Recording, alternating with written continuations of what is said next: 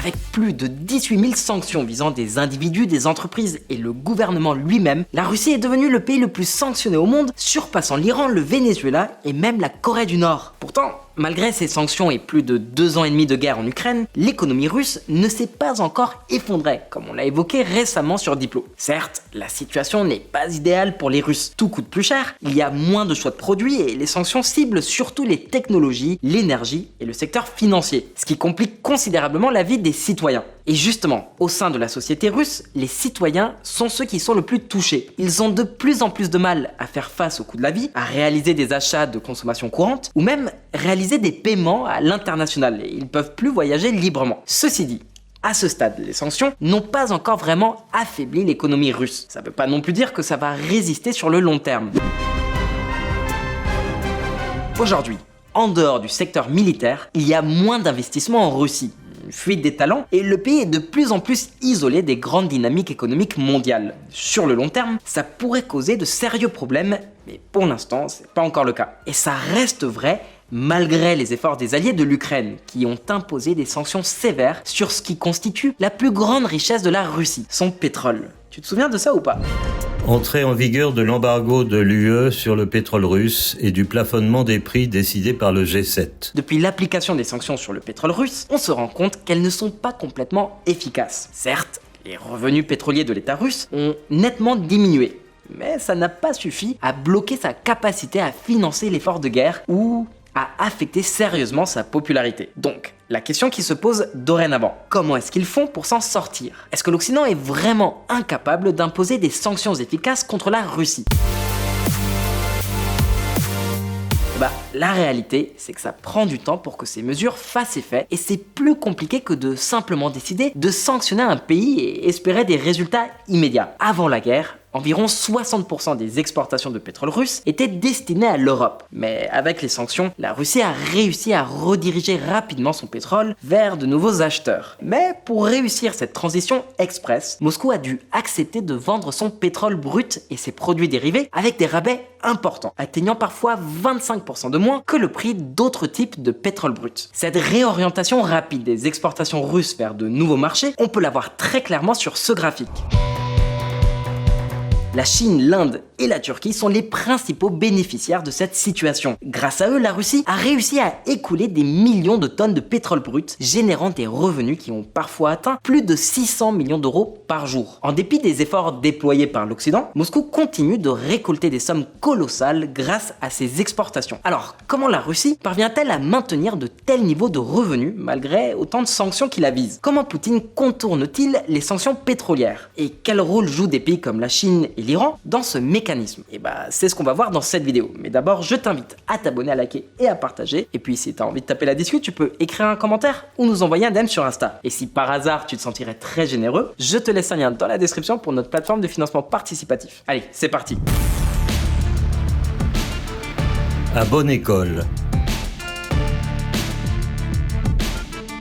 Les Russes montrent clairement qu'ils maîtrisent l'art de la tromperie, que ce soit en utilisant des matériaux de mauvaise qualité pour augmenter leur production d'armes ou en maintenant la population dans l'ignorance totale, malgré les pertes humaines colossales. Moscou sait comment s'y prendre. Et en ce qui concerne les sanctions, c'est pareil. Mais attention, ils sont pas tout seuls. En fait, ils ont un professeur dans l'art de contourner les sanctions. Un pays qui a accumulé pas mal d'expérience en la matière depuis des décennies, aussi bien pour ses ambitions nucléaires que pour le financement de groupes paramilitaires, des proxys. Un pays qui est constamment sous pression internationale. Tu devines ou pas de qui on parle ? Et ouais, il s'agit de la République islamique d'Iran. Depuis que la Russie fait face à des sanctions sévères qui lui ont été imposées début 2022, des hauts responsables iraniens se réunissent régulièrement avec des représentants du gouvernement russe. Un exemple récent, regarde bien. Le président russe Vladimir Poutine a déclaré qu'il partageait une vision du monde très proche de son homologue iranien Massoud Pezeshkian, lors d'une cérémonie amicale à laquelle participaient les deux dirigeants sanctionnés. D'après le ministère russe des Affaires étrangères, l'Iran et la Russie ont actuellement les meilleures relations de toute leur histoire. Mais pourquoi un tel rapprochement ? Du côté russe, il y a une raison bien précise. L'Iran, après plus de 40 ans sous sanctions, a appris à survivre et à contourner les restrictions internationales. Téhéran partage maintenant ses secrets avec Moscou pour l'aider à faire face aux sanctions occidentales. Alors, de quels secrets parle-t-on exactement ? Pour le comprendre, il faut remonter aux bases. Le 1er mai, dans les eaux malaisiennes, un événement a attiré l'attention. Un pétrolier a explosé et s'est échoué. Ce navire, un vieux tanker de plus de 25 ans nommé Pavlo, battait pavillon des îles Marshall, un petit état du Pacifique. À première vue, cet incident pourrait sembler anodin, mais il y a plus à creuser. Et pourquoi ? Parce que tout indique que ce navire appartenait en réalité à la Russie. Et le Pavlo, qui est en réalité Pavlov, est la preuve parfaite de la façon dont Vladimir Poutine contourne les sanctions internationales. Ce supertanker, qui a changé de propriétaire à plusieurs reprises, a été impliqué dans le transport de pétrole iranien sous sanctions. Il fait partie de ces navires qui opèrent discrètement en haute mer en se livrant à des activités opaques. En fait, le Pavlo, c'est ce qu'on appelle un navire fantôme. Un outil clé pour des pays comme la Russie et l'Iran qui leur permet de vendre leur pétrole en évitant les sanctions. Mais au lieu de naviguer sous leur propre bannière, ces tankers arborent ceux de petits états comme les îles Marshall, les îles Cook, le Liberia ou les Comores. Alors pourquoi ces petits pays ? C'est assez simple. Ils offrent la possibilité d'enregistrer des navires facilement, pour pas cher et surtout sans poser trop de questions. Ces états permettent donc la création rapide de sociétés écrans. Ce ne sont pas forcément des paradis fiscaux. Ici, c'est pas une question d'imposition, mais plutôt de réglementation, de transparence et de contrôle. Ces sociétés écrans, qui peuvent ou non posséder des actifs réels, servent à masquer les activités d'entreprises basées en Russie ou en Iran, leur permettant de continuer leurs échanges malgré les sanctions. La stratégie, elle est assez simple. Les navires s'enregistrent sous les pavillons de ces pays et changent fréquemment de drapeau, rendant leur traçabilité difficile. Ces tankers sont constamment vendus et achetés entre différentes sociétés écrans, brouillant les pistes. Les véritables décisions sont prises à Moscou ou à Téhéran, mais officiellement, ces navires n'ont aucun lien direct avec les capitales que l'on vient de citer. Le manque de contrôle dans ces petits pays permet à ces navires de commettre toutes sortes d'irrégularités, comme désactiver leur système de suivi et de balisage, ou ignorer les réglementations internationales, facilitant ainsi la dissimulation de leurs opérations. Ces dernières années, le Gabon, par exemple, est devenu un haut lieu des navires fantômes. Ce pays, parmi les plus pauvres au monde, a vu par une étonnante coïncidence depuis 2022 le nombre de navires immatriculés sur son territoire multiplié par 6. C'est un indice clair que la Russie utilise ses registres de complaisance pour échapper aux sanctions. Mais l'influence russe ne se limite pas à ces petits états. En Inde, le géant pétrolier russe Rosneft, bien présent sur le territoire indien depuis des années, attire également l'attention. Depuis que les sanctions ont été imposées sur le pétrole russe, Rosneft semble avoir intensifié ses activités en se servant d'une autre société écran pour gérer ses navires. La société en question, derrière laquelle se cache probablement Rosneft, est installée dans un petit bureau à moitié abandonné dans un vieux centre commercial de Mumbai. Ce qui est fou, c'est que cette société est passée de 2 pétroliers en 2021 à l'un des 10 plus grands propriétaires de pétroliers au monde en 2023, avec une flotte impressionnante de 57 navires. Elle est passée de 2 à 57 navires en 1 an et demi. Alors t'as compris, ce n'est certainement pas un hasard. Moscou s'inspire très clairement des stratégies que l'Iran utilise depuis des décennies pour échapper aux sanctions. En fait, l'Iran dispose de plus de 380 navires fantômes qui lui permettent de continuer à exporter son pétrole malgré les restrictions et les sanctions internationales. Environ la moitié de ces navires battent un pavillon du Panama, selon une organisation de lutte contre le régime iranien qui s'appelle Unis contre un Iran nucléaire. Le Panama, qui est très peu exigeant et regardant, est un choix évident pour l'enregistrement de ces sociétés fantômes.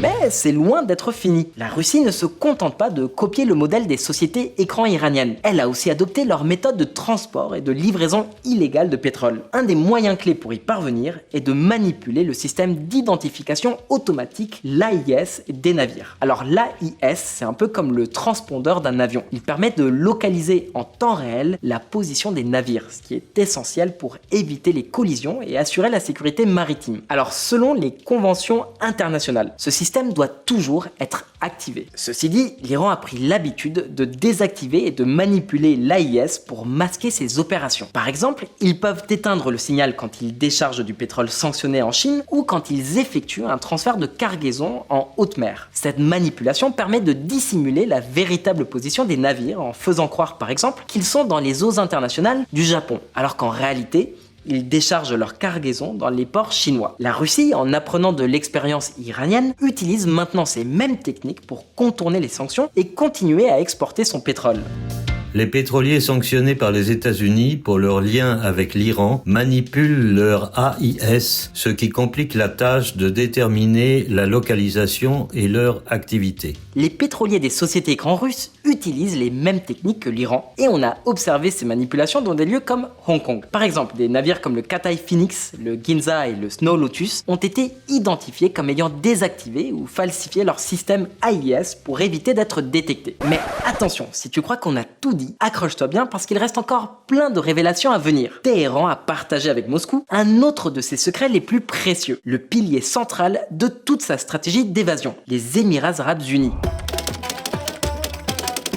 Alors les Émirats, que l'on cite souvent comme un exemple de réussite économique sur diplôme, cachent une autre réalité derrière leur décollage spectaculaire, leurs gratte-ciels emblématiques comme le Burj Khalifa et leurs centres commerciaux luxueux. En fait, tout ce qui brille là-bas n'est pas forcément de l'or. Depuis l'invasion de l'Ukraine, les Émirats, et en particulier Dubaï, avec son centre financier qui opère sous des règles distinctes du reste du pays, sont devenus une véritable plaque tournante pour les fortunes des oligarques et des entreprises russes. Alors, c'est logique quand on y pense. Les Émirats n'ont pas imposé de sanctions contre la Russie. Et en tant que partenaire de l'OPEP+, il n'est pas surprenant qu'ils accueillent l'argent russe à bras ouverts. Mais c'est pas tout. Dubaï est aussi devenu le cœur de tout le projet d'évasion des sanctions iraniennes. Et ouais, même si ça semble contradictoire, les Émirats Arabes Unis et l'Iran, qui ont pourtant des relations tendues, coopèrent discrètement sur ce plan.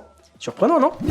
L'Iran affirme qu'il peut bloquer le détroit d'Ormuz et considère la présence israélienne aux Émirats Arabes Unis comme une menace. Les Émirats, malgré leur antagonisme politique avec l'Iran, ne peuvent pas résister à une chose, l'argent. Et c'est bien là leur priorité. Peu importe d'où vient l'argent, tant qu'il coule à flot, les Émirats l'acceptent sans sourciller. Pour l'Iran, c'est une aubaine. Une situation totalement gagnant-gagnant. Grâce à ce système, l'Iran a pu bâtir un vaste réseau financier clandestin aux Émirats.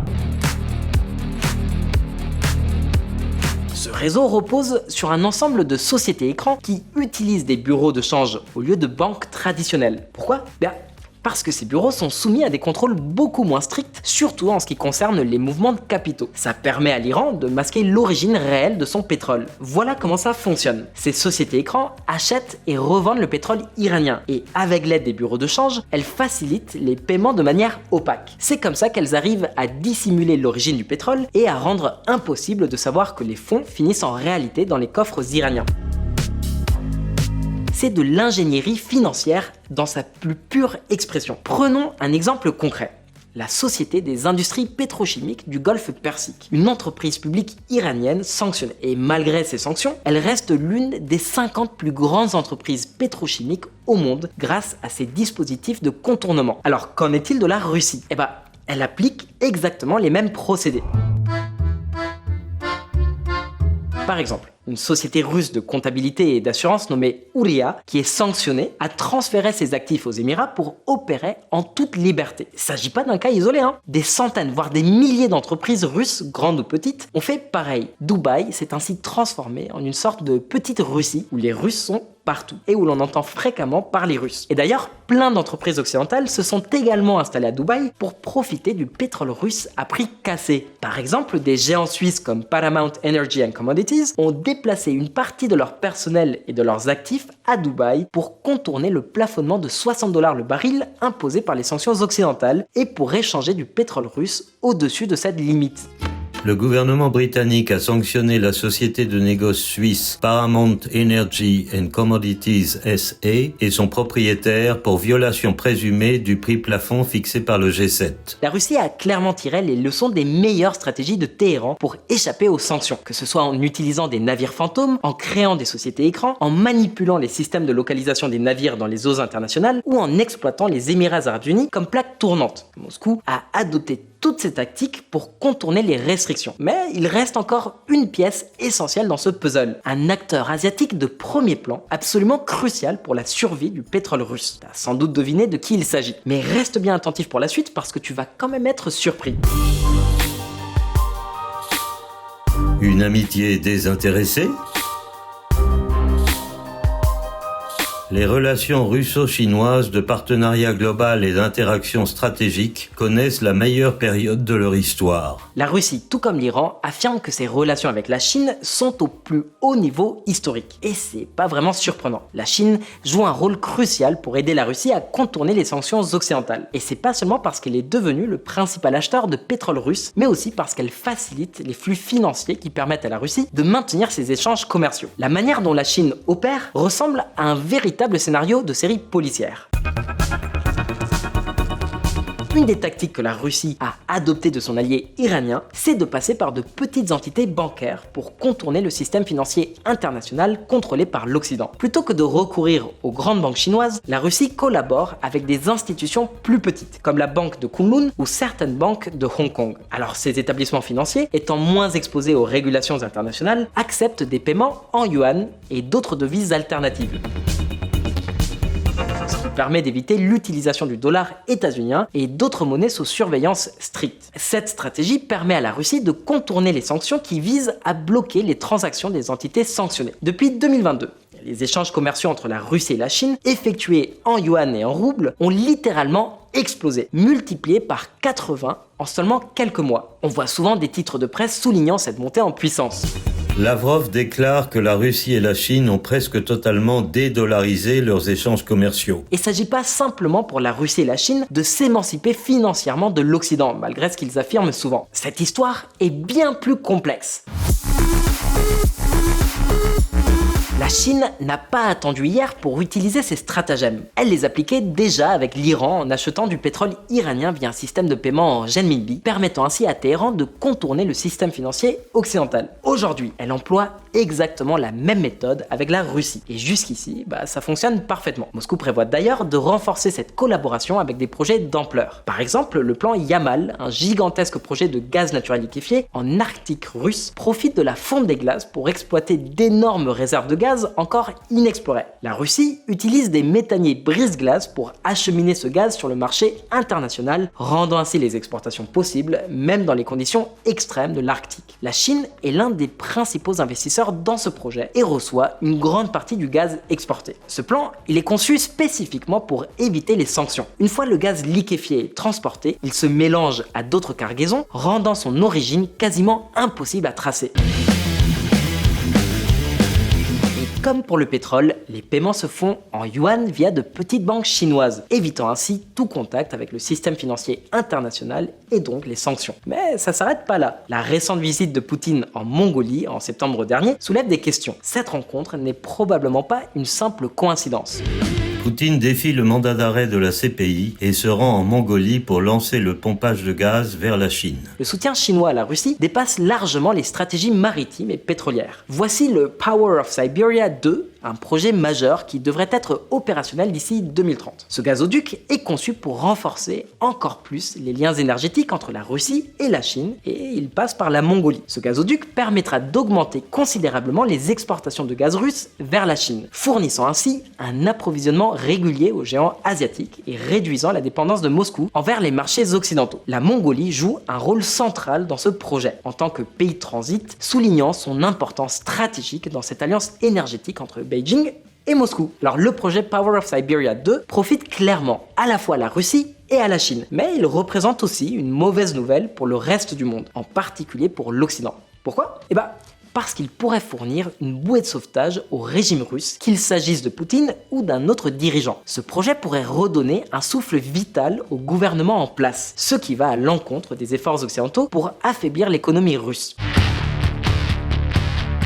Malgré toutes les sanctions mises en place, la Russie est devenue une élève modèle de l'Iran, reproduisant ses stratégies pour contourner les sanctions internationales. Avec ces techniques, Moscou continue d'exporter du pétrole, du gaz et d'autres produits, de transférer de l'argent et de maintenir son économie en état de marche, tout en finançant la guerre en Ukraine. La vraie question est que l'Occident peut encore faire quelque chose pour arrêter ça? Faut-il aller encore plus loin en imposant des sanctions non seulement à la Russie, mais aussi aux entreprises et aux pays qui facilitent ces transactions? Ça signifierait s'attaquer à des acteurs comme les entreprises chinoises, mais aussi aux Émirats Arabes Unis. Et si cela arrivait, les conséquences pourraient être catastrophiques, avec des perturbations des marchés et une menace pour la stabilité économique mondiale. C'est pour ça qu'une telle action à grande échelle reste improbable. C'est aussi pourquoi, à court terme, on ne s'attend pas à ce que les sanctions actuelles aient un impact décisif. Par exemple, les sanctions sur le pétrole russe ont certes réduit les revenus de l'État et des entreprises russes, mais elles n'ont pas produit de changement majeur. La Russie continue de se maintenir à flot. Alors, à ce stade, qu'est-ce que tu en penses toi? Partage-nous ton avis dans les commentaires et on espère que cette vidéo t'a plu. Si c'est le cas, pense bien à t'abonner, à liker et à partager. Et nous, on te dit à très vite pour plus d'actu. Ciao!